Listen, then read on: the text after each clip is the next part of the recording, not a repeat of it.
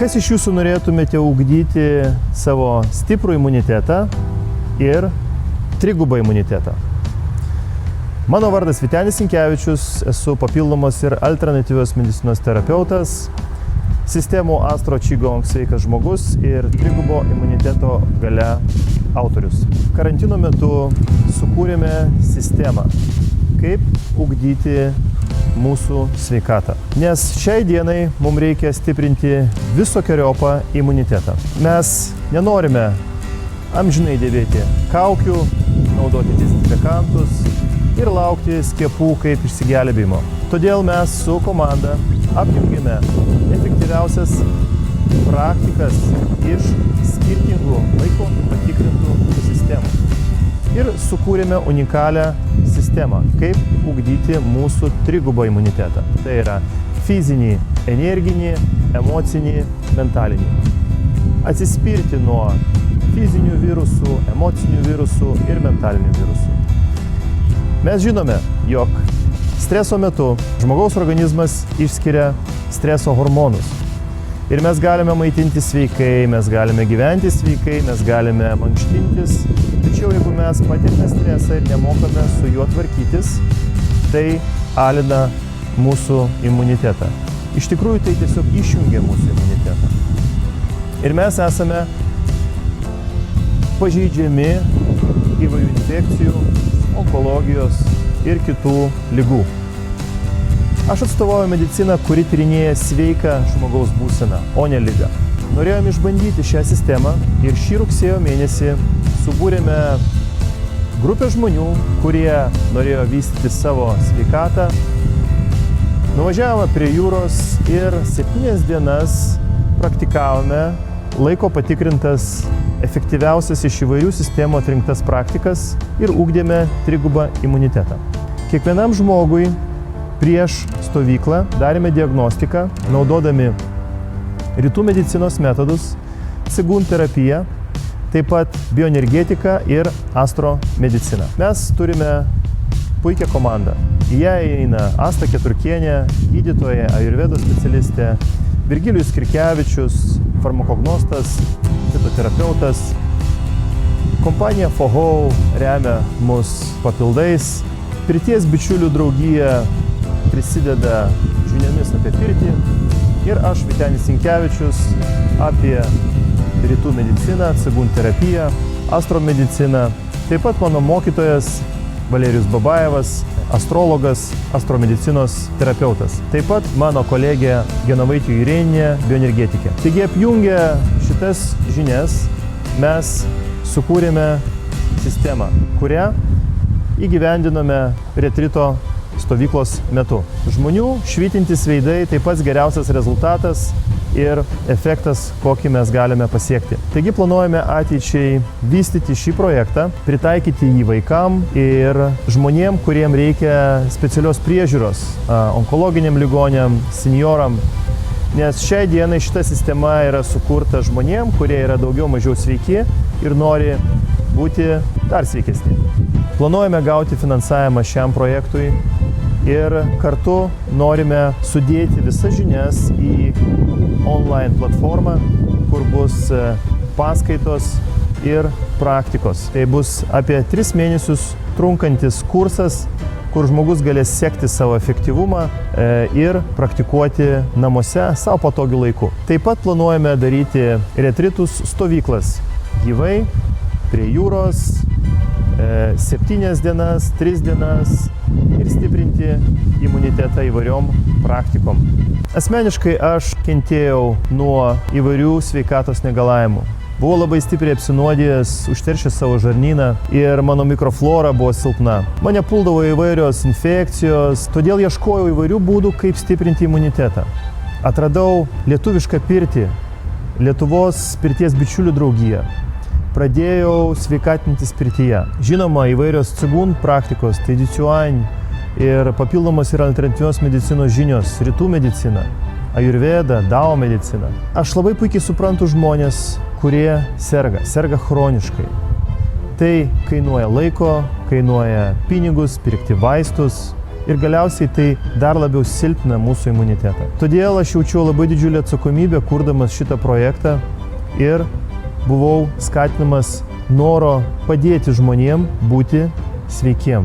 Nes tik tais sveikas žmogus gali tapti sąmoningas žmogus ir kurti sveikas šeimas, kuriuose auga sveiki ir sąmoningi vaikai.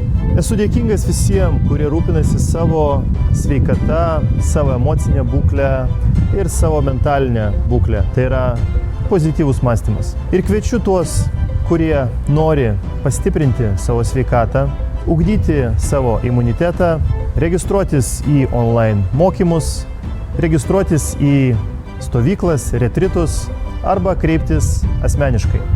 Aš esu už sveiką žmogų. Aš tikiu į žmogaus potencialą. Potencialą išgyti, sąmonėti ir dvasėti. Taigi, dvėsk arba dvasėk.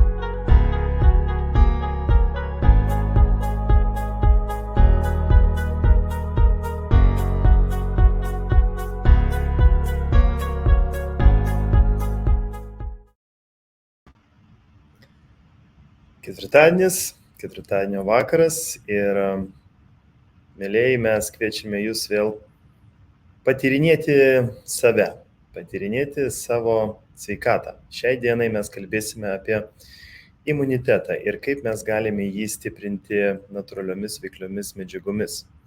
Taigi, COVID-19 pandemija ir įgytos imuninės sistemos aktyvavimas. Išlaidų ciklo, tegu maistas būna tavo vaistas. Taigi, ar norėtume patyrinėti, kaip aktyvuoti savo įgimtą imuninę sistemą mitybos pagalba? Ir jeigu turite, mėlėjai, klausimų, klauskite jos gyvai čiate ir mes po mūsų pagrindinės temos į juos atsakysime. Taigi, tęsime mūsų live pokalbių ciklą ir tyrinėjame, nuo ko priklauso fizinė sveikata, stiprus imunitetas, optimali mityba, grožis, geras miegas ir sąmoningumas bei stipri dvasia. Jeigu esate Astro Cegun YouTube kanale, dėkite laiką, pasidalinkite, jeigu žiūrite per Facebook'o kanalus šitą video taip pat, palaikinkit, dalinkite su savo draugais. Visą tai mes darome tam, kad kažkaip išsijudinti iš šitos situacijos, kurioje mes esame ir gyventi toliau, progresuoti. Sunkios situacijos, jos iš tikrųjų yra savotiška palaima, mes galime įtempti stipriau savo receptorius ir maksimaliai pareikalauti iš savęs, kad išspręsti šitą dilemą. Taigi, mano vardas Vytenis Sinkevičius ir šiandien pas mus svečiuose infekcinių ligų gydytojas, medicinos profesorius, habilituotas daktaras Arvydas Ambrozaitis, buvęs ilgametis VU infekcinių ligų klinikos ir VUL Santariškių klinikų infekcinių ligų centro vadovas, taip pat ir Lietuvos infektologų draugijos pirmininkas.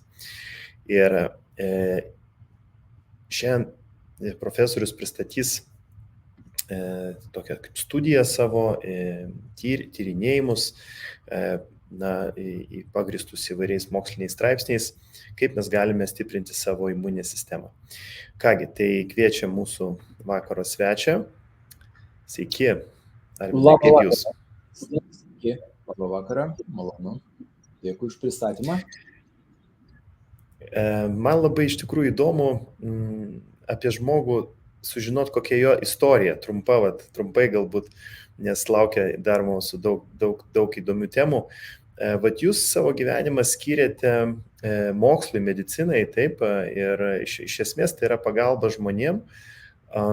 Ir vat kaip taip susiklosti, kad būtent taip įvyko jūsų gyvenimas? Nes taigi nėra lengva. Tai Ir iš tikrųjų, tas kelias, kurį aš pasirinkau, buvo tikrai nelengvas, nes tai kelias ne tik gydytojo, bet kartu ir mokslininko, kartu ir dėstytojo. Ir, na, aš turėjau pavyzdį, mano abu tėvai buvo medikai, mama buvo pediatrė, vaikų ligų gydytoja, o tėvas buvo profesorius renginologijos. Tai šeimoje buvo ta tradicija ir aš mačiau, kaip sunkiai tėvas dirbo, kol pasiekė savo tas aukštumas ir kartu ir buvo gydytojas, mokslininkas. Na ir man nuo mažens, matyt, tas vis tik tai kažkur tai imponavo ir aš pasiryžau pakartoti tą kelią. Tai galima sakyti, kažkokia tai gavosi ir dinastija. Tikrai tas kelias yra nelengvas ir buvo įdomių, sunkių momentų, bet kartu jis teikia be galo didelį pasitenkinimą, nes tu gali padėti žmonėm, tu gali dalyvauti moksliniuose tyrimuose, o moksliniai tyrimai tai iš tikrųjų labai veža, nes tai yra gyvenimo druska. Į mokslininko karjerą tu patiri kažko tai naujo atradimo, tu dalyvauji kokių tai preparatų, vakcinų kūrime ir taip toliau. Na ir trečia dalis tai yra darbas su studentais, paskaitos, praktikos darbai. Tai kontaktas su jaunimu tave tiesiog duoda tau tokio gyvumo, energijos, kartu tu mokaisi iš jų irgi, nes jie atneša naujas mintis, jie jaunimas, jie nauja karta. Su jais labai įdomu irgi taip pat dirbti. Tai vat viską tą sudėjus, vat ir gavosi, tokia mano buvo gyvenimo kelias. Puiku, gražus kelias. Tai šiandien mes truputėlį paprašysime jūsų pasidalinti to kelio tokią dalelytę. Ir aš pasidalinsiu skaidrėm neužilgo ir mes galėsime patyrinėti jūsų temą šio vakaro. Aš galbūt padidinsiu paskui per visą ekraną, kad geriau matytųsi. Taigi, mūsų tema tokia šiandien mokslinė, nereikia pripažinti, ir aktuali, bet mes pasistengsime ir ją perteikti ir žmonių kalba, kad būtų suprantama. Taip, profesoriau?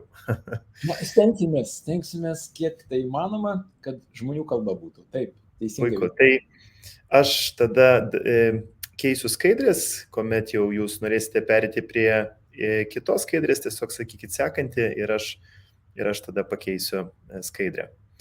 Tai kągi, tai mes galim tada pradėti, o žiūrovai gali užsirašinėti klausimus, jeigu tokių bus, mes paskui kiek spėsim atsakysim.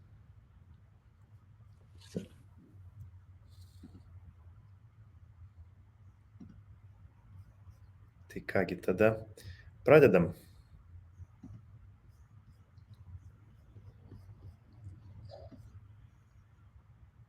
Taip. Tai tada kita skaidrė.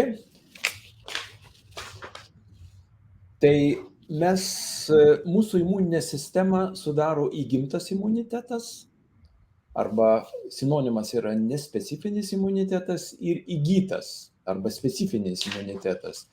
Kalbant apie nespecifinį imunitetą, reikėtų pabrėžti, kad jį sudaro tokie fiziniai barjerai, pavyzdžiui, oda, gleivinės, neleidžia patogenam patekti į mūsų organizmą.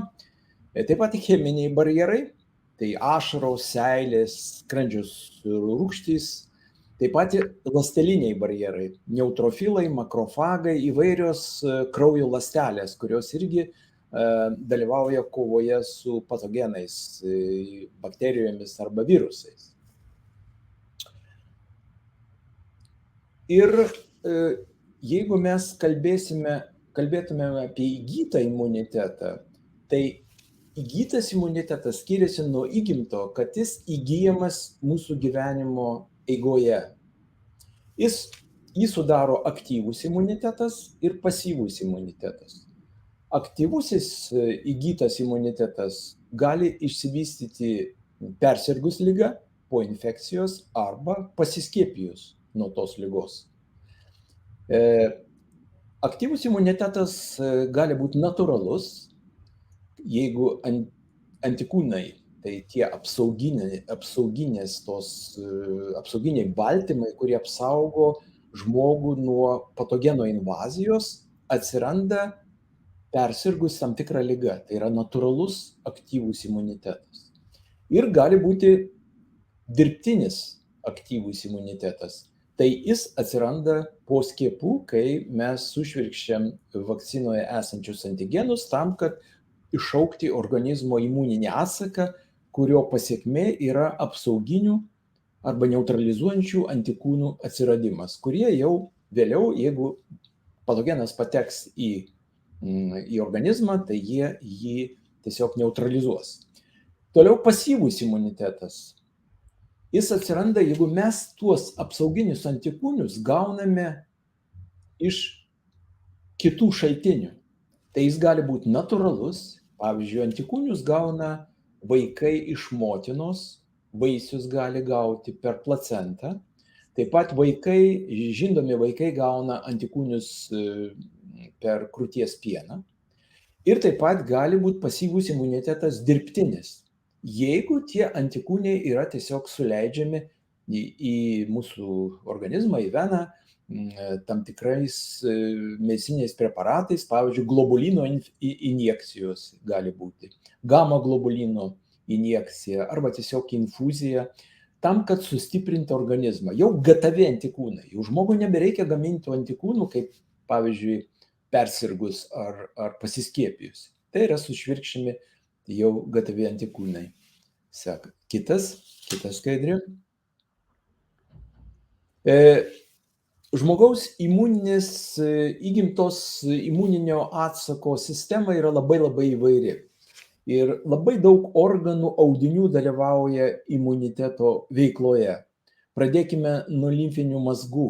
Limfiniai mazgai arba limfmazgiai yra reikalingi mums, labai svarbus yra ir jie labai reikalingi, kadangi jie turi limfocitus. Tokios ląstelės yra limfocitai, kurie atpažįsta ir eliminuoja įsibrovėlius patogenus, bakterijas ar virusus. Toliau eina adenoidai arba tonzilės. Tonzilės jos yra limfinės sistemos darinys, kuris tiesiog neleidžia infekcijai patekti į organizmą per nosį ar per burną ir sustabdo patogenų plitimą organizme. Kvėpavimo sistema. Mūsų kvėpavimo takuose yra tokie žiuželiai, kurie tiesiog irgi neleidžia bakterijom patekti į plaučius ir juos tiesiog išprašo, išvalo į lauką ir tos bakterijos, virusai negali patekti dėl tų žiuželių. Taip pat čia dalyvauja ir gleivės. Oda yra puikus barjeras, mechaninis barjeras, apsaugo mūsų organizmą nuo patogenų. Baltieji kraujo kūneliai arba granuliocitai, leukocitai, jie irgi yra labai svarbus, nes jie atakuoja patogenus kraujuje arba įvairiuose audiniuose. Jie yra gaminami kaulų čiulpuose. Toliau užkrūčio liauka. Jinai yra labai svarbi, jinai treniruoja T ląsteles, limfocitus. Jie diferencijuojasi į specializuotas kategorijas, citotoksiniai, helperiai, reguliaciniai ir tie limfocitai irgi yra labai svarbus formuojant imuninę atmintį. Blužnis yra vienas iš pagrindinių organų kovai su bakterinėm infekcijoms, tokiomis kaip meningokokinė infekcija, pneumokokinė infekcija, kadangi blužnis atsakinga už fagocitozę. O fagocitozė yra toks reiškinys, kai ląstelės, fagocitai suvirškina bakterijas arba virusus. Bakterijas šiuo atveju. Na ir taip pat skrandis, skrandžio sultys, jos sunaikina daugelį mums žalingų bakterijų jau pačiam skrandyje, bet jeigu jos papuola į žarnyną, tai tuomet žarnyno sienelėse gaminasi specialūs antikūnai, kurie taip pat gali sunaikinti virusus ar kitus patogenus, kurie jau pateko į virškinimo traktą. Kita skaidrė. Imuninė sistema turi būti labai balansuota.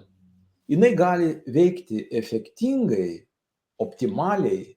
Optimalus efektyvumas tik tai užtikrinamas tik tuomet, jeigu jinai veikia subalansuota, jeigu jinai veikia balansuotai. Tai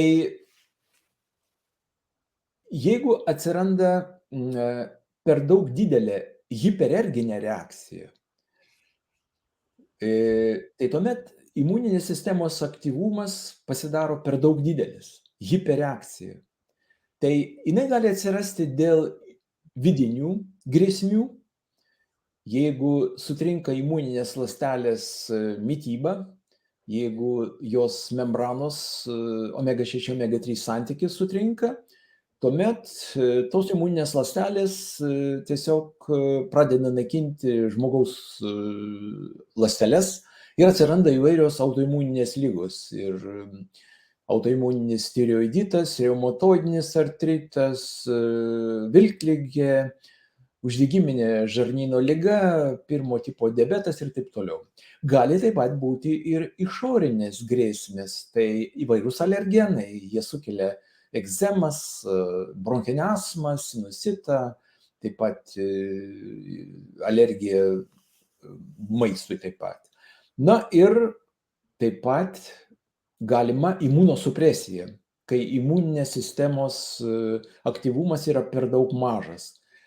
Tai dėl to atsiranda įvairios, imunosupresija dažniausiai atsiranda dėl įgimtų genetinių defektų, senyvo amžiaus metu dažniau atsiranda, nutukimas taip pat predisponuoja imunosupresiją, įvairios infekcijos, ląstelių B tipo badavimas, alkoholizmas, narkomanija ir taip pat uždegiminis maistas. Uždegiminis maistas taip pat slopina mūsų imuninės sistemos veiklą, todėl ir išsivysto onkologinės ligos, gali būti ir kepenų uždegimas, živ infekcija, taip pat juostinė pūslelinė arba herpes zoster, tuberkuliozė ir įvairios infekcijos gali būti, parazitinės, virusinės ir taip toliau.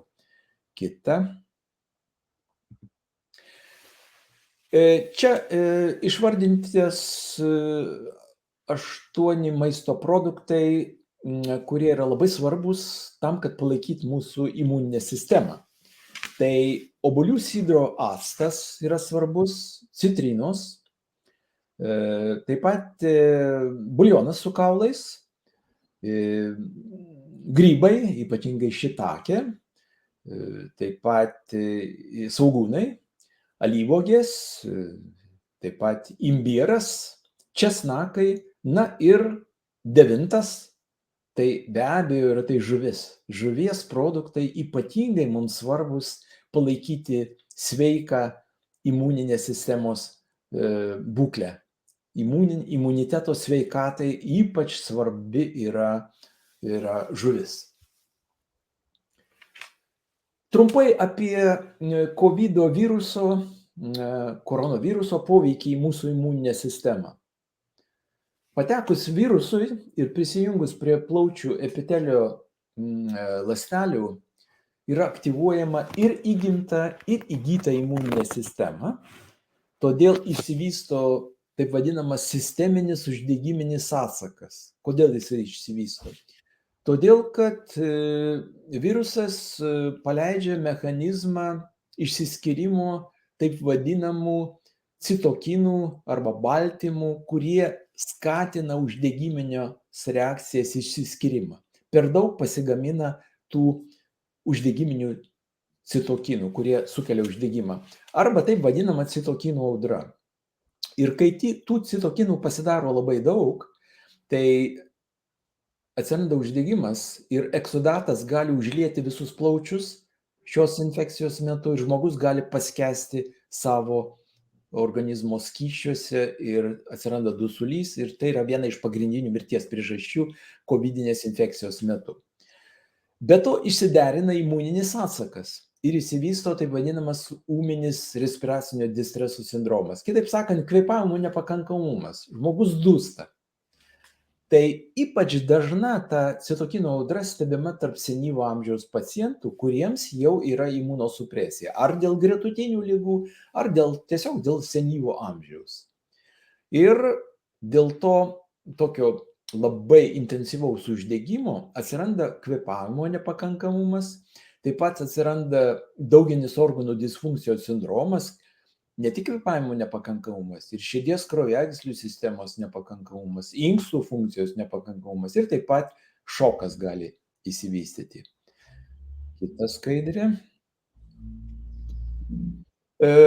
Pasidalinsiu taip pat vieno straipsnio duomenimis, kuris rodo, kad yra nustatyta, kad vitaminas D, C, E, cinkas, selenas ir omega-3 polinesočiosios riebalinės rūgštys pasižymi antioksidaciniu, imunomoduliuojančiu arba imuninę sistemą reguliuojančiu poveikiu. Tai ypač svarbu kovai su infekcijomis ir taip pat labai svarbu onkologinių ligų metu, nes tam onkologinės ligos dažniausiai pasireiškia tada, kai mūsų įgimta imuninė sistema yra nuslopinta, kai yra imunosupresinė būklė. Yra žinoma, kad didesnis nei įprasta šių anksčiau minėtų mikromedžiagų skyrimas gali sumažinti viremijos lygį sergant COVID ir taip pat hospitalizacijos trukmę. Pasirodo, kad vitamino D deficitas padidina sunkių ligos formų dažnį. Tai yra rizika patekti į reanimacijos ir intensyvios terapijos skyrius, taip pat tromboembolijų išsivystymo dažnį. Yra žinoma, kad tromboembolijos, tai tas krešėjimo sutrikimai yra vienas iš dažniausių sindromų sergant kovidinę infekciją. Ir šis sindromas pasitaiko 37 kartus dažniau negu po skiepų. Kovidiniam pacientam yra būdingas mažas vitamino D lygis kraujo plazmoje. Tai yra įrodyta moksliniais tyrimais ir logiška išvada, kad vitamino D pakankamas lygis gali sustiprinti įgimtos imuninės sistemos veiksmingumą ir sumažinti mirštamumą nuo kovidinės infekcijos. Pasirodo, vitaminas D apsaugo kvėpavimo takų epitelio ląsteles nuo žalingų bakterijų, nuo jų sukeliamų infekcijų.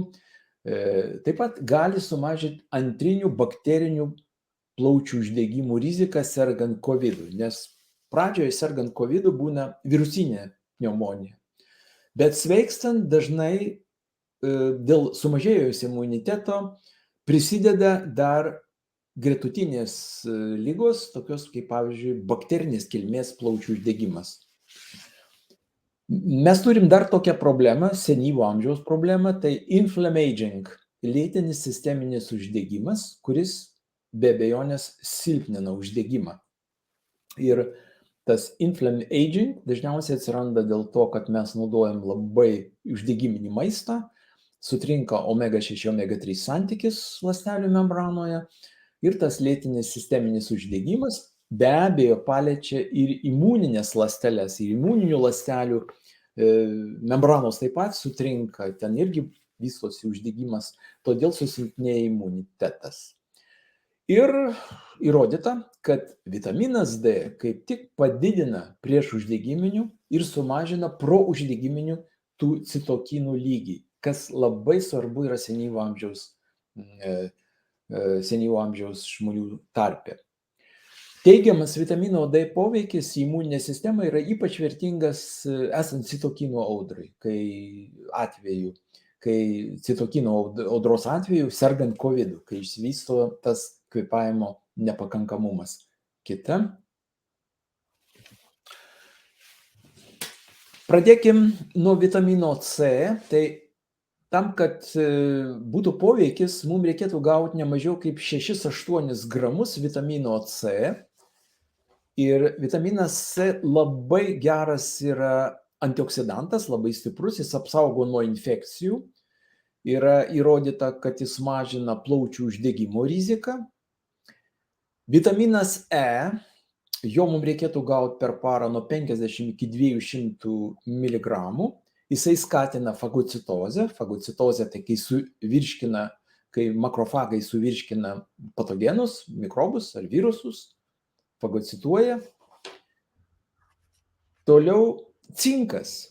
Cinkas labai svarbus irgi, nes cinkas slopina uždegimą ir jo mums reikėtų 30-50 mg per parą gauti.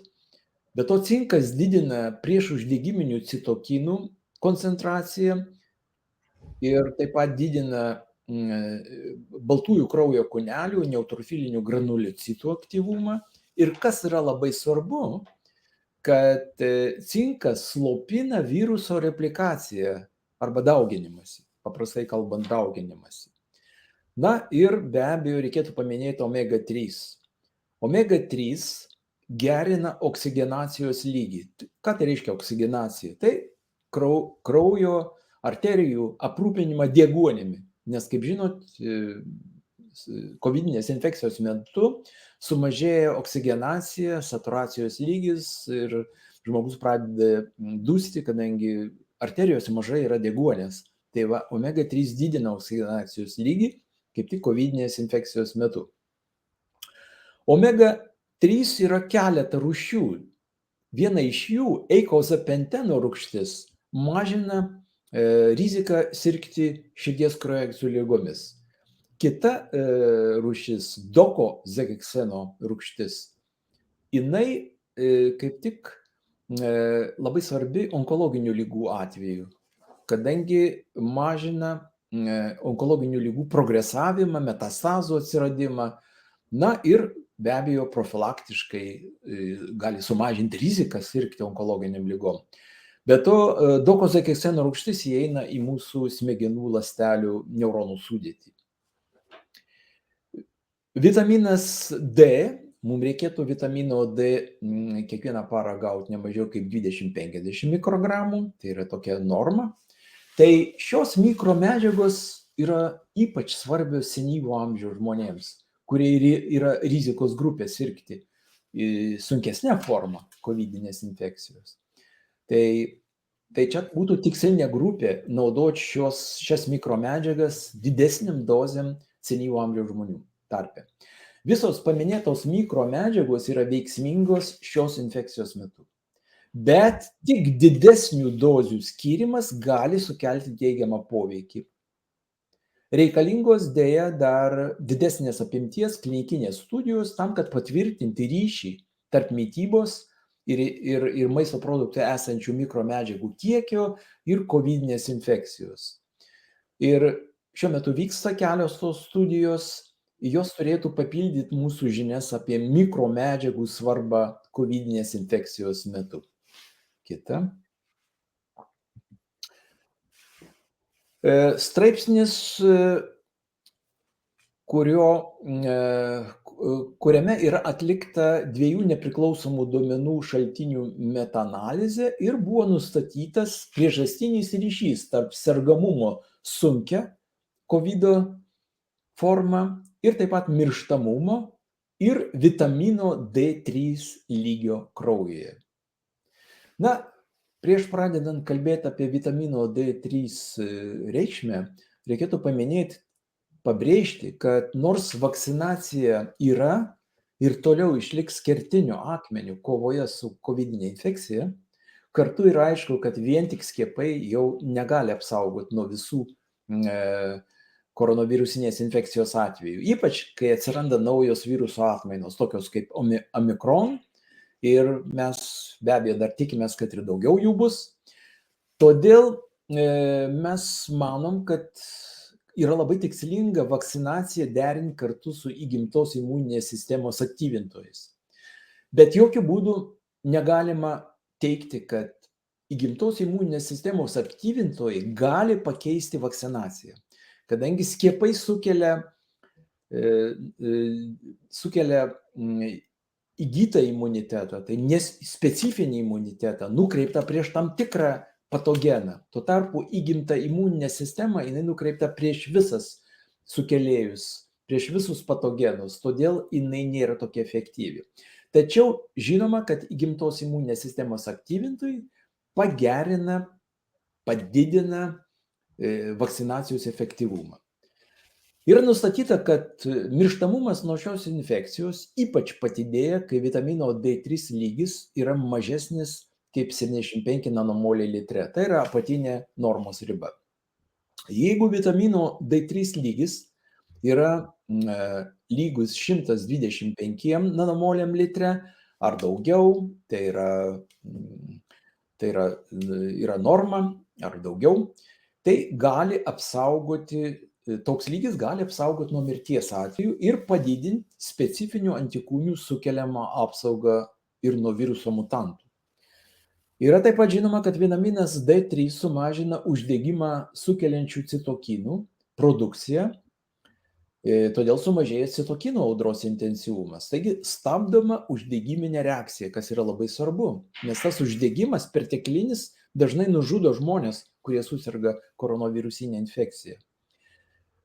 Ir be to, ta labai smarki uždegiminė reakcija sukelia dauginių organų disfunkcijos nepakankamumą. Kai daugelis organų atsisako dirbti, atsiranda jų nepakankamumas, ypač vėlyvose kovidinės infekcijos stadijose. Taip pat vitaminas D3 sumažina krešėjimo sutrikimus. Tai yra mažesnė yra trombozių, trombembolijų rizika, ypač esant kritiškai sunkiai ligos formai. Kita skaidrė. Tai kokie būtų vitamino D3 trūkumo požymiai? Čia yra pavaizduoti vaizdingai. Tai padidėjęs jautrumas skausmui, bloga nuotaika, nes sumažėja laimės hormono serotonino lygis smegenyse. Depresija gali išsivystyti, mieguistumas, raumenų silpnumas, tokia atonija, padidėjęs arterinis kraujo spaudimas, sumažėjusi ištvermė, stresiniai kaulų lūžimai, ypatingai būdingi ilgų distancijų bėgikams. Pavyzdžiui, bėgant maratonu. Tai tiesiog įtrūkimai, nežymus lūžimai, kurie atsiranda dėl tokio taip vadinamo fizinio streso. Taip pat galimos dažnesnės ūmios virusinės ir respiracinės infekcijos, taip pat dažniau sergama gripu, nes sumažėja imuninės sistemos, įgimtos imuninės sistemos aktyvumas. Na ir vaikų amžiuje galimas žinių įsisavinimo sutrikimas. Kita. Skandinavų farmacinė bendrovė siūlo išsitirti vitamino D lygį,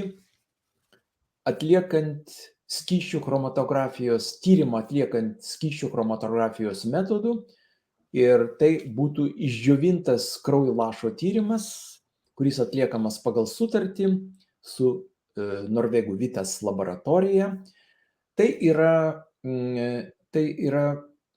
tiesiog pats geriausias auksinio standarto tyrimas, metodas, kadangi Lietuvoje naudojamas radioimuninis metodas, imunofermentinis metodas, tačiau skysčių chromatografijos metodas duoda tikslesnį rezultatą.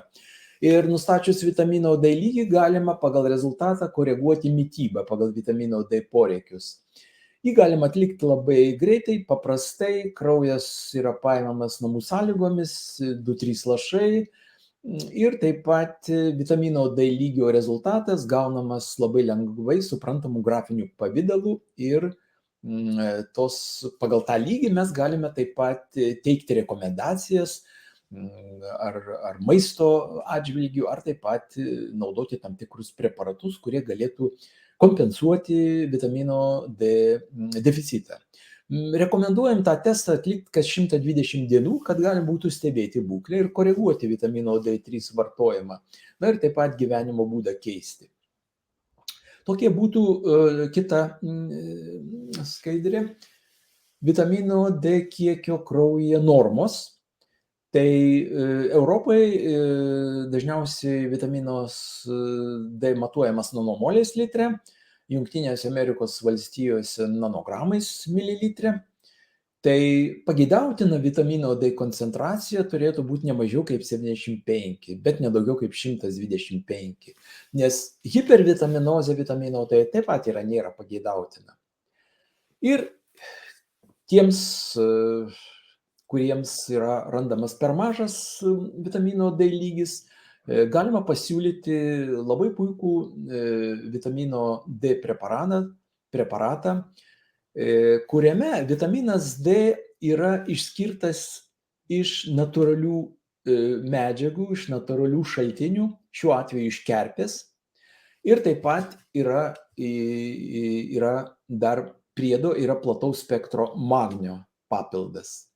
Magnis yra pridėtas. Kam reikalingas tas magnis? Magnis pagerina vitamino D pasisavinimą. Tiesiog vitaminas D geriau pasisavinamas. Tai šis preparatas, kaip ir be abejo ir kiti vitamino D preparatai, labai svarbus yra mūsų imuninės sistemos palaikymui, tai kova su infekcijomis, taip pat su onkologinėm ligom irgi tam, kad nesirastų onkologinės lygos ar jos neprogresuotų, imuninė sistema turi būti pakankamai efektyvi.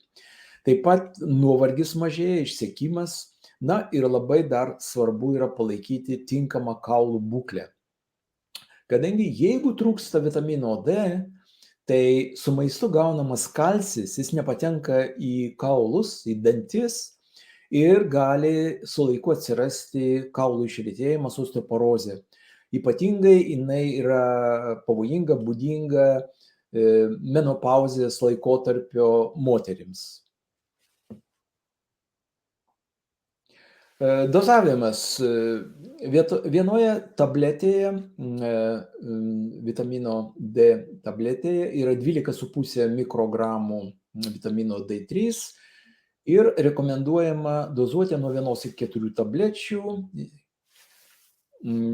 Jeigu svoris yra mažiau kaip 80 kg, tai užtenka nuo 1 iki 3 tablečių.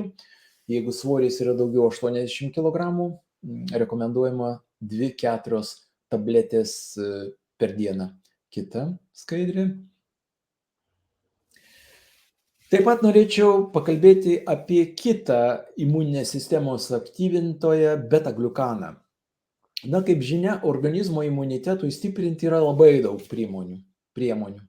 Ir aktyvi fizinė veikla, ir subalansuota mityba, ir protarpinis badavimas, kurio metu autofagijos fenomenas atsiranda, angliavandenių ribojimas, ketogeninė mityba. Na, bet taip pat ir natūralios medžiagos reguliuojančios imuninės sistemos veiklą. Tai tas reguliavimas yra mums labai svarbus. Kai reikia, tos medžiagos aktyvina imuninę sistemą, jeigu jos aktyvumas yra mažas, o kai reikia, tai slopina. Pavyzdžiui, autoimuninių ligų metu, kai imuninės sistemos aktyvumas yra patologiškai didelis, per daug didelis, tai tuomet reikia ją slopinti. Tai imuninės sistemos, įgimtos imuninės sistemos aktyvinimui yra labai plačiai naudojamas 1,3, 1,6 beta-gliukanas. Tai yra polisakaridas, natūralus polisakaridas, randamas mielėse, javuose, jūros dumbliuose, bakterijų ir grybų ląstelių sienelėse. Išgrynintas beta-gliukanas yra labai stiprus imuninės sistemos stimuliatorius, kuris aktyvina ir įgimtą, ir įgytą imuninį atsaką. Ir šios beta-gliukano savybės aktyvinti imuninė sistema jau yra žinomas seniai, nuo 40 metų, kai iš mielių Saccharomyces cerevisiae naudojamų duonai kepti buvo išskirta medžiaga, kuri apsaugojo nuo žaizdų, infekcijų, traumų, taip pat nuo onkologinių ligų. Ir nuo 1098 metų mokslininkai labai intensyviai tyrinėja taip pat ir beta-gliukano įtaką vėžio ląstelėms. Beta-gliukanas išskirtas iš kepimo mielių yra humoralinio, tai yra imuniteto ir ląstelinio imuniteto aktyvintojas. O išskirtas iš šitakė grybų turi šiek tiek didesnį priešvėžinį poveikį. Nors ir tas beta-gliukanas, kuris išskirtas iš mielių, jis irgi pasižymi priešvėžiniu poveikiu. Kai beta-gliukanas prisijungia prie makrofagų, makrofagai tai yra baltieji kraujo kūneliai, kurios gamina kaulų čiulpai, jie tampa aktyvūs, juos suaktyvina tuos makrofagus. Ir tuomet tie makrofagai geriau atlieka fagocitozės funkciją. Kas tai yra fagocitozė? Tai yra mikrobų suvirškinimas, ar bakterijų, ar virusų fagocitozė. Beta-gliukanas aktyvindamas fagocitozę tokiu būdu stiprina apsauginės organizmo funkcijas, greitina žaizdų gijimą bei užkerta kelią pasikartojančiom infekcijom. Beta-gliukanas taip pat stiprina atsparumą galimiems infekcijos sukėlėjams. Na, o sergant koronavirusinę infekciją, beta-gliukanas neleidžia išsivystyti citokinų audrai, hipererginiai, tokiai neadekvatiškai organizmo reakcijai ir koronavirusą, kadangi slopina tų prouždegiminių baltymų, taip vadinamų citokinų gamybą. Beta-gliukanas per fagocitozės suaktyvinimą taip pat naikina ir pasenusias, nefunkcionales ir labai svarbu, kad vėžinės ląstelės taip pat naikina. Tai mums labai svarbu yra palaikyti tas beta-gliukaną, panaudoti ir kartu su maistu. Jeigu dabartiniam maiste to beta-gliukano yra mažai, tai rekomenduojame visada naudoti geriau beta-gliukanų preparatus, jeigu yra onkologinės ligos. Kaip žinia, vakcinos gali būti vartojamos kartu su įvairiais natūraliais biologiniais produktais, adjuvantais. Adjuvantai tai yra vakcinų priedai. Jie pasižymi imunomoduliacinėmis savybėmis. Tie adjuvantai gali būti skiriami per burną. Jie tiesiog papildo, sustiprina pačios vakcinos poveikį. Tai ypač efektyvūs adjuvantai, gerindami imuninį atsaką, sustiprindami vakcinų poveikį, būtų senyvo amžiaus žmonių tarpe. Kadangi senyvo amžiaus žmonės turi daug gretutinių ligų, imunosupresinių ligų ar imunosupresinių būklių, bet to jų imuninė sistema jau yra netokia efektyvi dėl amžiaus. Tai vakcinų adjuvantai gali būti įvairios cheminės sudėties medžiagos, tokios kaip skvalenas, aliuminis, kurios yra jau naudojamos sustiprinti imuninį atsaką prieš kartu su švirkštoje vakcinoje esantį antigeną. Bet moksliniai tyrimai rodo, kad ir beta-gliukanai galėtų veikti kaip adjuvantai, kadangi jie yra unikalūs imunomoduliacinio biologinio efektyvumo preparatai. Imunomoduliacija tai yra imunoreguliacija. Kai reikia aktyvina, kai reikia slopina imuninę sistemą. Bet tik beta-gliukanai 1,3, 1,6 yra laikomi efektyviais ir saugiais pagal ES sudarytą sąrašą. Tik jie yra tinkami imuninio atsako moduliatoriai. Kita skaidrė. Taigi makrofagai atlieka vieną iš svarbiausių vaidmenų ginantis nuo infekcijų per tokį kompleksinį įgimtos ir įgytos imuninės atsaką. Todėl makrofagų funkcijos aktyvacija beta-gliukanais gali ženkliai sustiprinti šeimininko žmogaus imuninės sistemos pajėgumus kovai su įvairiais mikrobais. Kita skaidrė. Naujausi moksliniai tyrimai rodo, kad įgimtai imuniniai sistemai gali būti būdingas taip vadinamas imuninės atminties fenomenas, ištreniruotas imunitetas. Mes galim ištreniruoti imunitetą. Ką tai reiškia? Imuninės ląstelės, kai imuninės ląstelės po pirminio sąlyčio su mikrobų antigenais, jos patiria tam tikrus specifinius pokyčius, kurių dėka atsiradus jau antriniai stimulacijai kitų antigenų ar kitą bakteriją, kitų virusų, dėl susidariusios imuninės atminties gerokai sustiprėja imuninis atsakas į naujai atsiradusį virusą arba bakteriją. Taip vadinama treniruotė. Tai yra įrodymai, kad BCG vakcinos, čia yra nuo tuberkuliozės, arba beta-gliukanų panaudojimas sukelti šitą ištreniruotos imunitetos fenomeną, gali sąlygoti apsaugą nuo daugelio virusinių infekcijų. Kodėl? Dėl stipresnio nespecifinio imuninio atsako. Taigi, beta-gliukanai gali turėti nemažą potencialą. Jo vaidmuo gali tapti labai svarbiu mažinant sergamumą COVID-19 infekciją ir mirštamumą taip pat.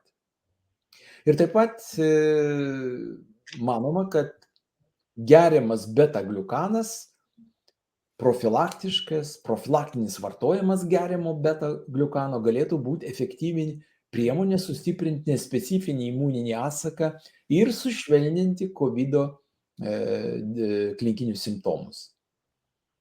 Kita skaidrė.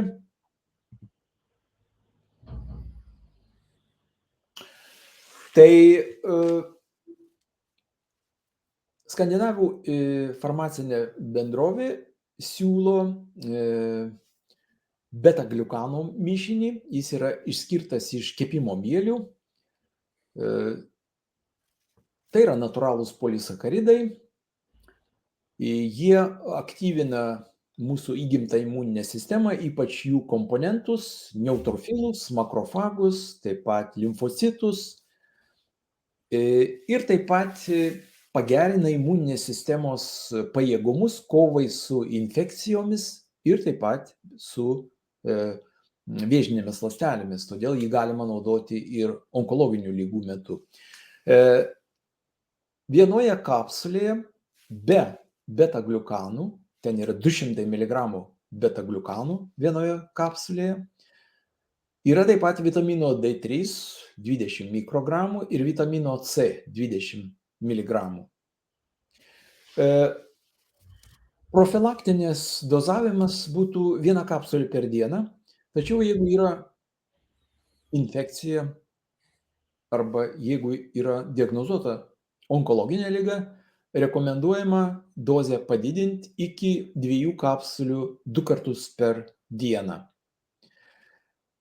Ir galima tai naudoti ilgą laiką, jis yra lengvai toleruojamas, jokių pašalinių reakcijų nėra, bet tai yra ta priemonė, kuri tikrai padeda prie infekcijų ir prie onkologinių ligų.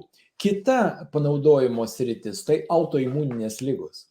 Kaip jau minėjau, autoimuninių ligų metu mūsų įgimta imuninė sistema, vaizdžiai kalbant, išprotėja ir pradeda naikinti savo nuosavas organizmo ląsteles. Ir atsiranda autoimuninės ligos. Tai beta-gliukanai tokiu atveju šitoj vietoje jie gali slopinti imuninę sistemą.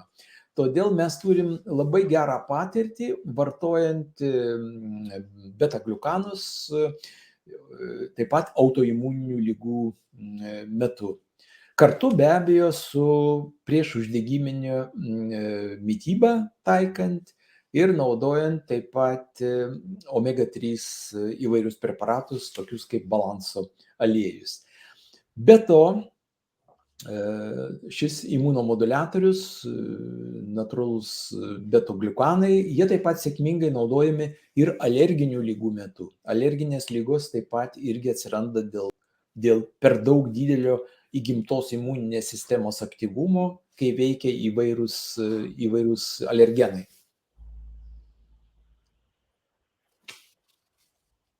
Kitas preparatas - vitaminų, polifenolių, mineralų preparatas.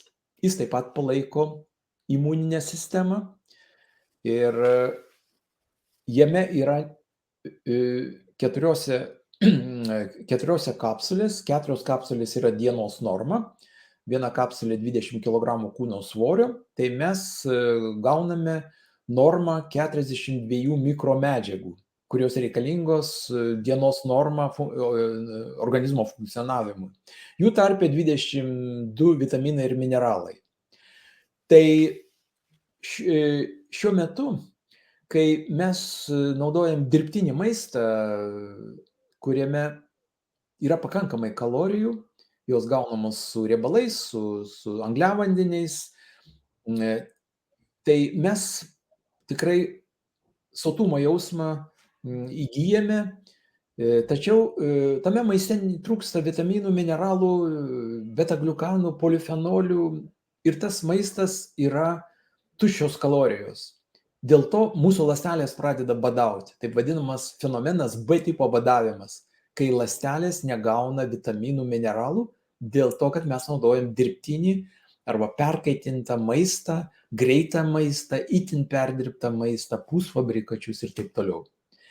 Tai tam, kad bet taip pat badauja ir imuninės sistemos ląstelės. Jos irgi nepamaitinamos yra vitaminais, mineralais. Todėl šis preparatas yra labai svarbus tam, kad panaikinti tą B tipo badavimą ląstelių, jas pamaitinti, atstatyti ląstelių funkciją, kartu ir imuninės sistemos veiklą. Na, suteikia taip pat daugiau energijos, kadangi yra koenzimas Q10, taip pat yra ten labai daug antioksidantų. Ir be to yra taip pat ir tokie labai mums svarbus mikroelementai, kaip vitaminas D3, vitaminas C, cinkas, selenas, yra taip pat ir be abejo beta-gliukano yra 200 mg 4 kapsulės, šiek tiek mažiau negu tame preparate Protect, apie kurį mes kalbėjom anksčiau. Tai suvartoję 4 kapsulės mes gaunam tiek mikromedžiagų, kiek mes gautume suvalgę 9 kg daržovių arba vaisių. Tai dienos norma turėtų būti 4 kapsulės. Na ir, kaip minėjom, labai svarbus produktas ir labai svarbus dalykas yra riebiųjų rūgščių balansas. Riebiųjų rūgščių balansas mums labai svarbus tuo atžvilgiu, kad nebūtų organizmo uždegiminė, neišsivystytų organizmo sisteminis uždegimas. Tai tam, kad nustatyti, ar pas mus yra uždegimas, ar nėra, reikėtų atlikti riebiųjų rūgščių balansų tyrimą. Faktiškai mes nustatom, ką žmogus valgė per paskutinius 4 mėnesius. Kraujas, keletą lašų kraujo yra imamas namų sąlygomis, ant kartoninės plokštelės, įdedama į voką ir siunčiama į laboratoriją. Pagal sutartį mes dirbam su Osle esančia laboratorija, nepriklausoma laboratorija Vitas. Tai tas santykis omega-6 ir omega-3 turėtų būti nedaugiau kaip 3:1. Nedaugiau kaip 3:1. Kaip žinia, mūsų sveikata priklauso nuo ląstelių sveikatos, o ląstelių sveikata priklauso nuo membranų sveikatos. O membranos negali būti sveikos ir negali atlikti savo funkcijų, jeigu yra pagrindinių riebalinių rūgščių disbalansas - omega-6 ir omega-3 santykis.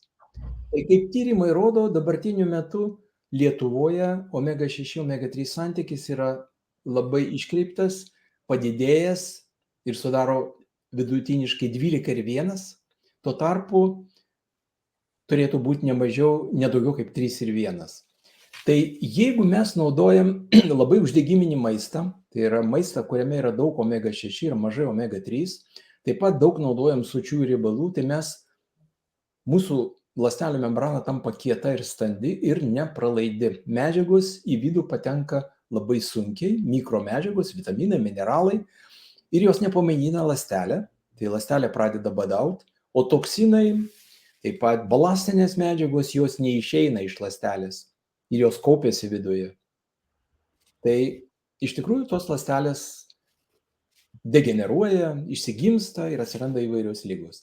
Ir normali funkcija atstačius omega-6, omega-3 santykį, sumažinus omega-6 sunaudojimą, taip pat sočiųjų riebalinių rūgščių panaudojimą, tai mikromedžiagos lengviau patenka į ląstelės vidų ir nereikalingos medžiagos lengviau yra pašalinamos. Pagerėja smegenų funkcija, plaukų kokybė, širdies funkcija, odos elastingumas, vidaus organai geriau dirba, taip pat sąnarių funkcija žymiai geresnė tampa. Bet reikia čia žinoti, kad tas lėtinis sisteminis uždegimas be abejo paliečia ir imuninės ląsteles. Ir jų tų imuninių ląstelių funkcija taip pat susilpnėja dėl omega-6 ir 3 disbalanso. Taigi atstačius omega-6, omega-3 balansą, mes kartu sustipriname ir įgimtos imuninės sistemos efektyvumą. Kita skaidrė. Tai kaip pasiekti tą omega-6, omega-3 balansą? Tai mažinam omega-6 savo maisto racione, bet mums reikia kartu išdidinti omega-3 kiekį. Tai reikėtų valgyti daug žuvies, bet riebios žuvies, šviežios, nešaldytos, tačiau vis tik kartu mes gautumėm daug teršalų. Tai nėra labai praktiška, todėl mes siūlome tokią skystą žuvį arba balanso aliejus. Tai yra preparatas, tyrimais patvirtintas, unikalios sudėties ir pagrindinę dalį sudaro polifenoliai, riebaluose tirpstantys polifenoliai, omega-9 riebaluose išskirti iš alyvuogių. Tai yra labai stiprus antioksidantai. Ir taip pat omega-3, eikozapenteno rūgštis, kuri kaip tik mažina širdies kraujagyslių ligų riziką, taip pat dokozahekseno rūgštis, kuri mažina riziką susirgti onkologinėmis lygomis. Bet jeigu onkologinės lygos jau atsiranda, tai be abejo progresavimas sustoja. Tai dėl omega-3 trūkumo Lietuvoje kiekvienais metais susirga apie 23 000 žmonių susirga įvairiom ligom, kurių priežastis yra omega-3 trūkumas. Ir 1500 žmonių miršta dėl omega-3 trūkumo mūsų racione. Šis preparatas unikalus tuo, kad jis dozuojamas pagal svorį, tik tai dozuojant pagal svorį, 0,15 ml kilogramui kūno svorio dozuojant, mes galim gauti pakankamą omega-3 kiekį reikalingą subalansuoti ląstelių membranoje omega-6, omega-3 santykį. Na, jeigu žmogus blogai toleruoja riebalus, jam trūksta lipazės arba pašalinta yra tulžies pūslė, tuomet galima naudoti taip pat preparatą, kuriame yra emulsiklis, kurio pagalba riebalai ištirpsta vandenyje ir tuomet žmogus gali išgerti tą dienos normą vandenyje, nejausdamas nei kvapo, nei skonio, nei riebalų tekstūros. Jis yra geriau pasisavinamas, taip pat dozuojamas pagal svorį. Veganams yra speciali formuluotė, kur omega-3 yra išskirtas iš dumblių. Kita skaidrė.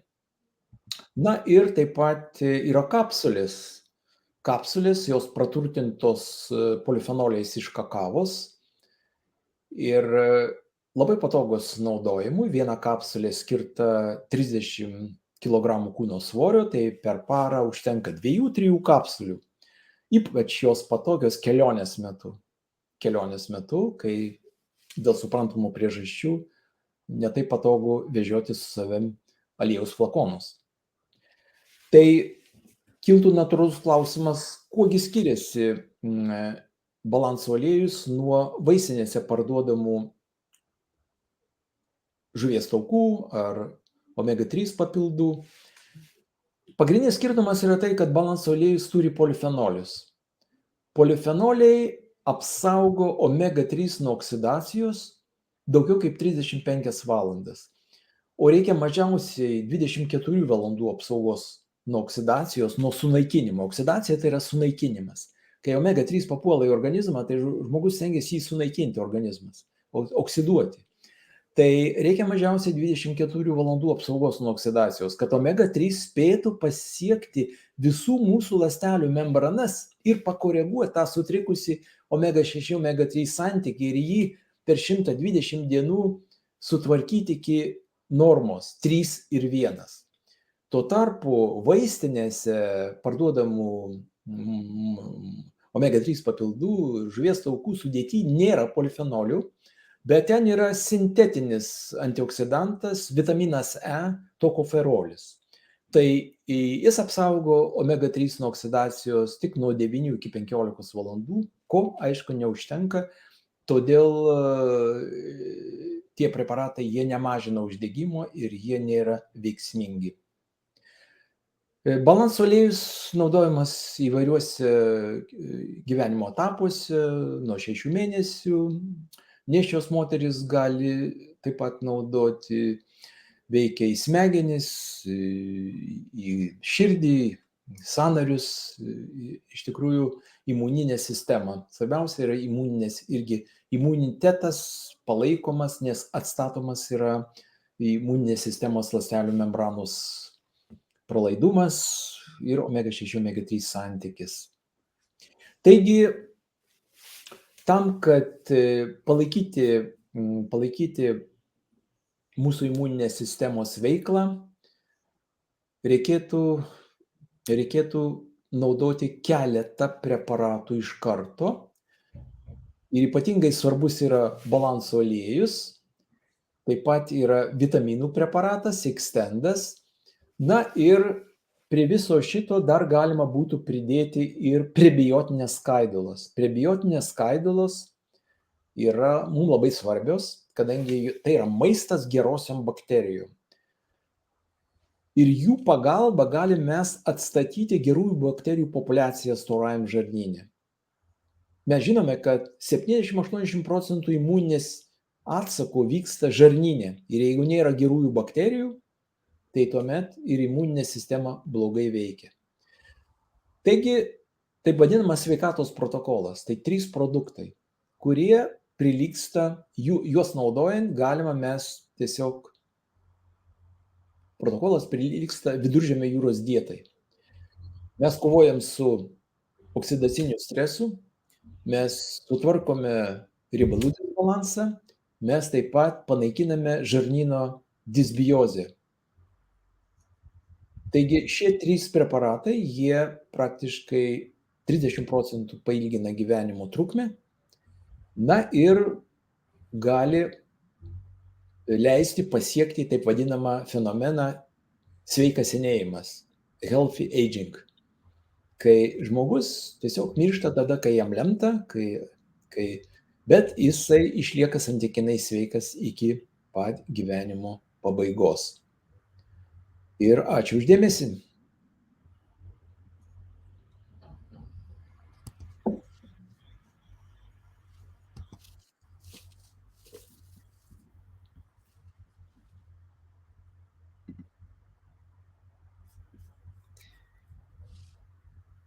Taip, nuostabu. Labai išsamei, kaip visada, jūs viską papasakojot. Iš tikrųjų, esu labai dėkingas ir pats pasižymėjau labai daug dar aspektų, kuriuos paminėjote. Tai aš kaip suprantu, šitos skaidrės, jūs jas atrinkote remdamasis įvairiais tyrimais, moksliniais tyrimais. Ir man labai patiko tas beta-gliukanų, informacija apie beta-gliukanus. Iš tikrųjų, kokie geri metai atgal, aš iš tikrųjų nemažai žinojau pats asmeniškai apie beta-gliukanus, bet kuomet pradėjau dirbti taip pat su tyrimais pagrįstą mitybą ir atradau, nes anksčiau mes rekomenduodavom kininį kordycepsą kaip bioimunomoduliatorių, Tačiau apie beta-gliukanus daugiausiai sužinojau iš šitos koncepcijos tyrimais pagrįstos mitybos ir iš tikrųjų puikus preparatas ir tiek daug studijų atlikta ir ypač kovojant su štai koroniniam infekcijom visom. Aš keletą klausimų turiu ir galbūt jeigu dar atsiras klausimų iš žiūrovų, tai rašykite į chatą, mes atsakysime. Tai pradžioje jūs minėjote apie žmogaus organizmą ir blužnį minėjote kaip labai svarbu organą, bet dažnai žmonės gyvena su pašalinta blužnim. Atsimenu, vienas medikas minėjo, blužnis, kas čia tokio, tai yra kraujo kapinynas, galima išpjauti blužnį ir tiek. Tai kaip organizmas kompensuoja tada, jeigu, pavyzdžiui, nėra pas žmogų blužnies, jinai išoperuota? Iš pirmo žvilgsnio atrodytų, kad kas čia tokio, mes pašalinom blužnį, blužnis tai ta vieta, kur žūsta nereikalingos kraujo ląstelės, bet yra išaiškinta ir labai aiškiai žinoma, kad blužnis yra ta vieta, kuri atsakinga už fagocitozę. O fagocitozė tai yra vienas iš pagrindinių įgimtos imuninės sistemos fenomenų, kurie reikalingi kovai ne tiek su virusinėm infekcijom, kiek su bakterinėm. Ir man teko matyti daug ligonių, kuriem atlikta yra splenektomija, tai yra pašalinta blužnis. Tai jie turėjo ypatingai didelę riziką sirgti meningokokinę infekciją, jiems dažnai jinai būdavo mirtina, arba pneumokokinę infekciją. Tai yra labai tos ligos, kurios sukelia sepsį, kraujo užkrėtimą, kadangi fagocitozė nėra tokia efektyvi. Tai viena iš indikacijų atlikti skiepijimą nuo pandemijos, nuo meningokokinės infekcijos ir nuo pneumokokinės infekcijos, tai yra būklė po splenektomijos. Splenektomija žmonių kalba tai yra būklė pašalinus blužnį. Tai tokiais atvejais mes primiktinai siūlom žmonėms pasiskiepyti, nes jeigu jie susirgs, tai didelis šansas, kad jie mirs. Taip kad blužnies reikalingumas yra neabejotinas ir įrodytas ne tik moksliniais tyrimais, bet ir klinikinė praktika. Puiku. Taigi, iš visos paskaitos, iš viso pranešimo reikėtų turbūt tokią išvadą pasidaryti, kad vėlgi grįžtam prie to pačio balanso, kad visgi subalansuota imuninė sistema yra raktas, kaip ir visame kame, ir mes iš tikrųjų daug kalbame apie ląstelės, riebalrūgščių balansą, ir omega-6, omega-3 balansą, mikrobiotos balansą ir imuninė sistema taip pat jinai turi būti subalansuota. Jeigu jinai bus per daug stipri, vėlgi jinai kels disbalansus ir aišku, jeigu silpna, tai tada neapsaugos organizmo. Taigi, kokį parekomenduotumėt klausytojam formulę tokią, padaromą formulę, kurią žmonės galėtų tikrai įgyvendinti, imuninės sistemos įgimtos imuninės sistemos aktyvavimą ir kad subalansuotą aktyvavimą veiklių medžiagų pagalba. Ką jūs parekomenduotumėt, kad ką žmogus galėtų jau praktiškai galbūt rytoj padaryti? Jeigu yra,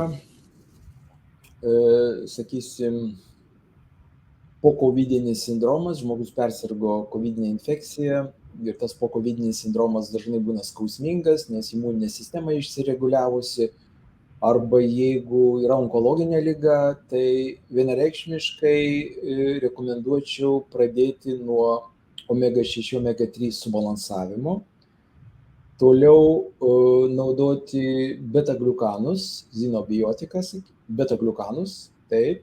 Ir trečias, tai būtų prebiotinės skaidulos, zinobiotika ir beta-gliukanai. Tai šitie 3 preparatai turėtų būti, manau, kad pradžioje jie būtinai turėtų būti naudojami, jeigu yra onkologinė liga. Jeigu yra autoimuninė liga, Tai irgi reikėtų pradėti nuo sisteminio uždegimo mažinimo, toliau didelės dozės beta-gliukanų ir kvercetinas. Yra flavonoidas, antioksidantas, bet jis labai specifiškai veikia autoimuninių ligų metu. Jį taip pat galima naudoti ir prie alerginių ligų. Tai prie autoimuninių ligų, aišku, pagrindinė reikšmė turi tie du preparatai. Tai būtų balanso aliejus, tai čia sisteminio uždegimo mažinimas ir taip pat protektas beta-gliukanas. Jeigu mes turim alerginės ligas, prie alerginių ligų dar reikėtų pridėti gydymui kvercetiną, flavonoidas. Jisai yra specifinis, daugiau tinka alerginiam ligom negu autoimuniniam. Taip, alerginiam ligų gydymui kartu su protektu, su beta-gliukanais, su balanso alieju dar pridėti, dar kartu naudoti ir kvercetiną, flavonoidą. Okay. O dabar, tarkim, žmogus susirgo COVID-u ir kaip jam elgtis sergant ir kaip jam elgtis po. Nes sutinku daugelį klientų, pacientų, kurie prasirgo ir neatsistato arba sunkiai atsistato. Ir daugelis tikrai neišmintingai daro, tiesiog toliau gyvena, bando toliau grįžti į darbus, bet efektyvumas yra labai žemas į to jų funkcionavimo ir tada prasideda kažkokie atkritimai, slogos arba dar blogiau. Tai faktas, kad tai yra poveikis po tos ligos. Tai kaip jūs rekomenduotumėte elgtis per ir po šitos koronaviruso? Be abejo, mūsų preparatai, jie yra daugiau profilaktiniai, jie gydymui nelabai tinka. Tai aš nemanyčiau, kad jie būtų efektyvūs pačios ligos metu, nes ligos metu jau būna virusas įsisiautėjęs, užvedęs savo veikimo mechanizmą ir vargiai ar imuninė sistema ką nors galėtų stiprinimas, įgimtos imuninės sistemos stiprinimas pačios ligos metu, ligos įkarščio metu galėtų kažką padėti. Čia galima daugiau gal tam, kad neužsikrėsti, arba po kovidinio sindromo metu, kai yra silpnumas, yra iš tikrųjų įvairūs raumenų skausmai, nes kovidinės infekcijos metu atsiranda mikrotrombai, jie pažeidžia įvairius organus ir tų organų funkcija labai labai lėtai atsistato. Ir atmintis, ir naujų žinių įsisavinimas, iš tikrųjų, tai man atrodo, po kovidinio sindromo metu tie mūsų preparatai turėtų veikti labai labai gerai, nes imuninė sistema. Tai čia, manau, kad sveikatos protokolas turėtų kartu su protektu. Bet pačios ligos metu aš žinau atvejų, kai ligos metu irgi žmonės naudoja protektą. Bet mes neturim įrodymų, mes neturim klinikinių tyrimų, kurie pagrįstų, ar yra koks tai poveikis ar ne. Nes, klinikinis tyrimas turėtų vykti kontrolinė grupė ir tyriamoji grupė. Tai viena grupė gauna tą preparatą, kita ne. Tai tokį tyrimą atlikti, praktiškai nėra įmanoma. Bet aš žinau tokiu atveju, kai ir ligos metu buvo naudojama įgimtos imuninės aktyvavimo preparatai. Taip, aš irgi iš kolegų girdėjau ir jie dalinosi, kad ir balanso aliejų vartojo ir be jokių antibiotikų, be nieko tiesiog persirgo. O dabar klausimas yra, kuomet liga prasideda, liga jinai įsibėgi, ten temperatūra, kiek dienų, kokia kontrolė, kontrolinės būtų tokios dienos, nes vis tiek iškart pradėti naudoti antibiotikus ir kažkokius tai cheminės medžiagas galbūt nebūtų tai protinga, ar verta leisti šiek tiek bandyti imunitetui tvarkytis, organizmui tiksliau galbūt visam tvarkytis ir kiek tai būtų tų dienų, nes vieni teigia 3, kiti teigia 5 dienos ir jau jeigu nepadeda tos veikliosios medžiagos įvairios, natūralūs preparatai, žolelės ar kas tai bebūtų, tada jau reikia to medikamentinio gydymo ar jau klinikinio gydymo. Kiek tai būtų dienų, kad neuždelst tos, nes kiek aš irgi domėjausi, tai daugelis uždelsi tiesiog tą procesą ir paskui jau, jeigu praleisti tą momentą, užleisti tą ligą, tai jinai tikrai gali padaryti žalos. Tai čia labai priklauso nuo ligos sunkumo. Jeigu yra lengva forma, tai žmonės nepapuola į ligoninę, namuose serga. Ir aš tai manyčiau, nuo pat pirmos dienos reikėtų naudoti tos preparatus. Mūsų, sakysime, natūralius preparatus galima, bet jie negali pakeisti tų specifinių priešvirusinių arba kitų preparatų, kurie naudojami yra gydymui. Tai yra visiškai skirtinga linija. Tarp kitko, antibiotikai, jie netinka koronavirusinės infekcijos gydymui, kadangi šitą ligą sukelia virusas, o antibiotikai veikia tik bakterijas, bet antibiotikai dar mažina imuninės sistemos aktyvumą. Tai aš manyčiau, jeigu žmogus suserga, jis gali naudoti natūralias priemonės, mūsų preparatus, bet kartu jis turi save stebėti, ar nėra dusulio, jis turi įsigyti puls oksimetrą ir matuoti deguonies prisotinimą arterijose, saturaciją, ir jeigu jinai krenta arba atsiranda dusulys, iš karto nieko nelaukiant vykti į ligoninę. Ir tada jau, aš manau, kad imuninės sistemos aktyvavimas jau nebeturi jokios reikšmės, nes tada yra oksigenoterapija, yra dirbtinė plaučių ventiliacija, ir aš manau, kad tokiu atveju jau per daug procesas toli pažengęs. Nors yra tokių, žinau tokių atvejų, kai žmonės ir palatoje naudoja intensyvios terapijos. Bet be abejo, gydytojas labai skeptiškai žiūri, tai ne visada leidžia naudoti tos preparatus, jeigu žmogus guli, ten prijungtas prie dirbtinio plaučių ventiliacijos aparato reanimaciniam skyriuje, tai kadangi dauguma gydytojų ir nežino, bet nemanyčiau, kad tokioj stadijoje jau šitie preparatai paveiktų. Taip, žinoma.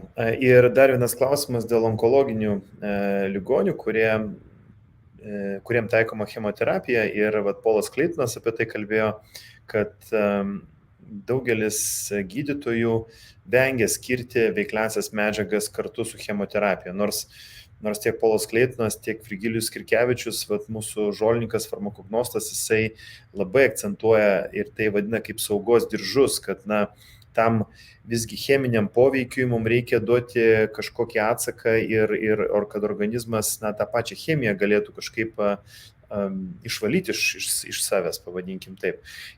Tačiau turėjau irgi klientą, pacientą visiškai neseniai ir mes kalbėjomės, tiesiog jo merginos mama, 4. stadija onkologija ir taip pat derinom štai šitas veikliąsias medžiagas ir jai, bet jinai kategoriškai patvirtino, kad daktarai neleidžia naudoti kartu su chemoterapija ir kad nėra įrodyta, kad tai gali, nieks nežino, ar tai gali pakenkti, ar tai gali padėti, nėra įrodymų. Tai kokia jūsų pozicija šiuo klausimu?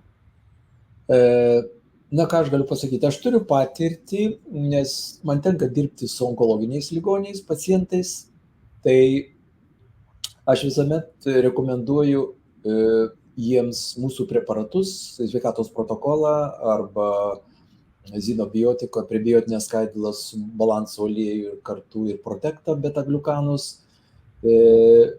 Chemoterapijos metu, nesvarbu, tiesiog chemoterapiją atlieka daktarai pagal savo liniją, o mes skiriam šios natūralias priemonės. Ir ką mes pastebėjom, kad jie lengviau toleruoja chemoterapiją, spindulinę terapiją, mažiau šalutinių reiškinių ir mažiau to intoksikacijos. Ir ligoniai gerai jaučiasi. Ir mes bendradarbiaujame su Nacionalinio vėžio instituto gydytojais ir jie šitą pastebi.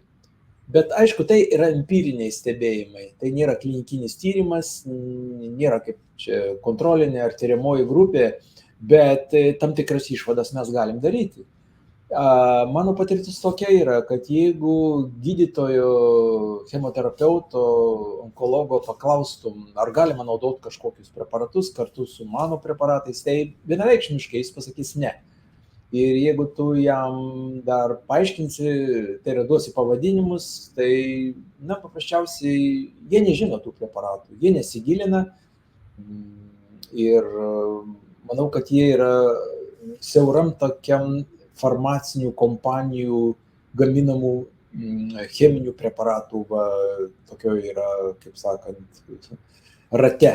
Ir iš to rato jie negali išeiti ir natūralių priemonių jie, na, kadangi jų nežino, tai labai lengva pasakyti. Nereikia nieko papildomai naudoti, tik tai mūsų gydymas.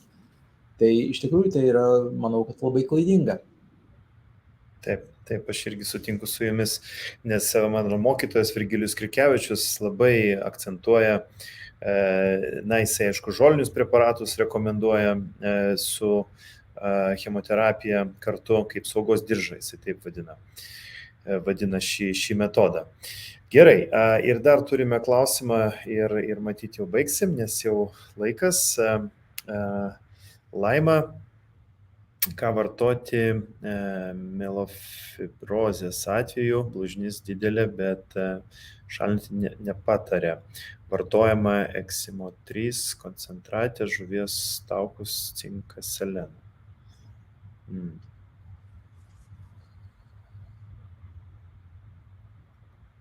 Tai aš kaip suprantu, padidėjusi blužnis yra. Taip, yra mielofibrozė, yra kokia tai proliferacinė liga, blužnis yra didelė, galbūt čia yra kokia tai onkohematologinė liga, tai kurių metu dažnai blužnis padidėja, bet šiuo atveju šalinti daktarai nepataria. Tai tas Eskimo 3 koncentratas žuvies taukų be abejo, na, mano manymu, greičiausiai neturi polifenolių. Todėl jo poveikis nėra efektyvus, nėra didelis ir aš siūlyčiau šitą preparatą pakeisti į balanso aliejų, tai kur yra polifenoliai, tada būtų poveikis geresnis. Cinkas antioksidantas labai gerai, selenas yra irgi gerai antioksidantas ir manau, kad galima dar be abejo būtų ir probiotinės skaidulas naudoti ir taip pat beta-gliukanus, nes imuninė sistema, matyt, įgimta šiuo atveju yra mažai efektyvi, jeigu yra onkohematologinė liga, mielofibrozė. Taip, puiku. Taigi, jeigu kalbant apie preparatus, apie kuriuos mes minėjome, tai turbūt algoritmas arba, na, formulė būtų sveikatos protokolas ir beta-gliukanai, aš taip supratau. Ir D vitaminas, žinoma, ir aišku tyrimai. Eritrocitų membranos riebalų rūgščių kraujo tyrimas, tai bazinis, ir žinoma D vitamino tyrimas, ir nors D vitamino yra ir balanso aliejuje, ir ekstende, ir viskas turbūt taip, bet, na, aš pats dariausi tyrimą D vitamino, štai šito Vitas laboratorijos tyrimą, tačiau aš jau metus buvau beveik vartojęs sveikatos protokolą. Extenda, na, aš vartoju 4 piliulės ir aliejų aš miksuoju, ryte aš geriu tokį premium aliejų, kur daugiau polifenolių yra, o vakare veganinį. Tai pas mane buvo 93 nanomoliai, nu ne 100, kaip rekomenduojama, bet va štai tokia norma, kaip sakant, tai praktiškai taip rudenį daryta, nors jau ir saulės mažiau buvo. Tai ką aš noriu pasakyti, kad jau pats sveikatos protokolas jau D vitamino kiekį jisai didina, bet aišku žiemos metu turbūt reikėtų pridėti dar tą patį D vitaminą ir aišku ištirti jį. Tai be abejo. Aš tai galiu pasidalinti savo patirtimi. Aš neseniai pasitikrinau vitamino D3, tai pas mane yra hipervitaminozė. Nes aš labai ilgą laiką naudojau beta-gliukanus maksimaliom dozėm, po 2 kapsulės 2 kart per dieną. Tai iš tikrųjų ten yra nemažai to vitamino D, bet to dar 4 kapsulės Extendo. Tai vat, iš tikrųjų tas vitamino D perviršis, hipervitaminozė gali būti irgi žalinga. Tai šiuo metu esu sumažinęs beta-gliukanų kiekį iki 2 kapsulių. O beje, Extenda, jeigu žmonės vartoja Extenda mikroelementus, kur yra 4 kapsulėse, yra, kaip ir minėjote, 1 beta-gliukanų kapsulė, taip? Tai kiek reikėtų vartoti, ta prasme, papildomai beta-gliukanų?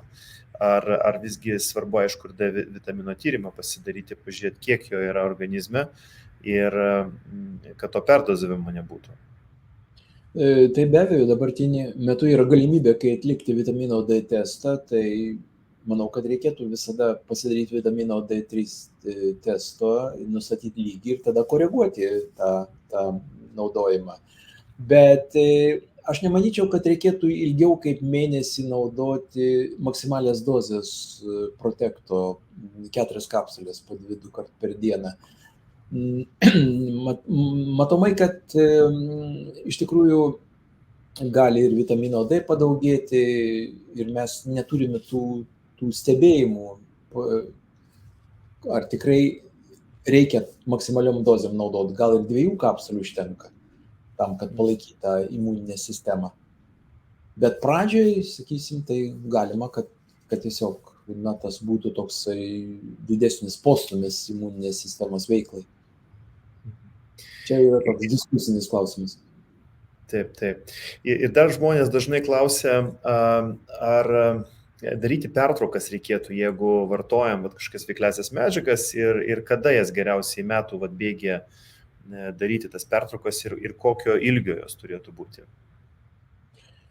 Na, šios mūsų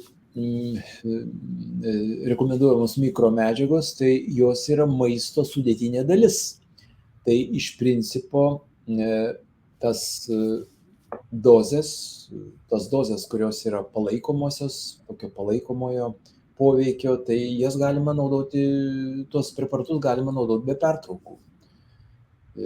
Ypatingai balanso aliejus, nes jeigu mes darysim balanso aliejus pertrauką, tai po kurio tai laiko vėl tas disbalansas atsiras omega 6, omega 3, nes mes su maistu negaunam tiek omega 3.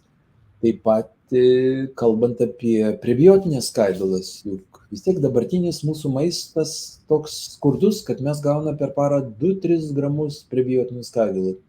O čia mes galim 24 gauti. Tai aš manyčiau, kad čia pertraukų tikrai nereikia. Dėl vitamino D, tai čia galima būtų daryti pertrauką, pavyzdžiui, vasaros metu. Vitamino D3 tablečių nebenaudoti galima kurį tai laiką. Bet irgi reikia monitoringą daryti su tuo testu, kas 4 mėnesiai ir galima būtų. Bet mano nuomonė, kad tos pertraukos tikrai nereikalingos ir Extendo nereikia pertraukos. Kadangi tikrai mes tiek medžiagų, mikromedžiagų negausime su maistu, kiek mes gauname panaudoja tas 4 kapsulės. Tai yra unikalus mišinys, unikalus sudėtis unikali yra. Ir manau, kad tai yra tiesiog reikalinga mūsų ląstelių funkcionavimui. Tuo labiau, kad tai natūralios medžiagos. Tai yra maisto sudėtinė dalis. Taip, iš tiesų.